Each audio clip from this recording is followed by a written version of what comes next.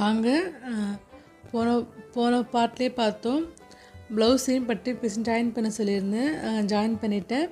இப்போ நம்ம படிமான் தையல் போட்டுக்கலாம். தைச்ச பிறகு படிமான் தையல் எப்பவுமே ப்ளவுஸில் போடாதீங்க, பட்டியோட ஓரத்தில் போடுங்க.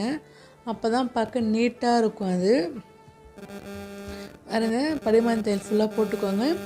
இப்போ போட்டுட்டு நான் ரெண்டுமே தைச்சிட்டேன். ரெண்டு ஃப்ரண்ட் பாகத்தையும் நல்ல பக்கம் வச்சுக்கோங்க. வச்சு ஷோல்ட்ரு நம்ம பட்டன் பீஸ்லாம் கரெக்டாக இருக்கான்னு பாருங்கள். லைட்டாக பிஸ் இருந்தால் இப்போயே வெட்டி எடுத்துருங்க. ப்ளவுஸ் நீட்டாக இருக்கும் பார்க்குறதுக்கு. அப்போ தான் கண்டிப்பாக பாருங்கள், கழுத்தில் சின்ன ஒரு பிஸ் இருக்கா, அதை நான் கட் பண்ணி எடுத்துக்கிறேன். நீங்களும் இதை மாதிரி கட் பண்ணி எடுத்துக்கோங்க. இப்போ ஃப்ரண்ட்டையும் பேக்கையும் ஜாயின் பண்ணிவிடுங்க. ஜாயின் பண்ணிவிட்டு கையேற்ற வேண்டிதான். பாருங்கள், அந்த பிஸ்ஸை நான் கட் பண்ணி எடுத்துக்கிட்டேன். அடுத்த பாட்டில்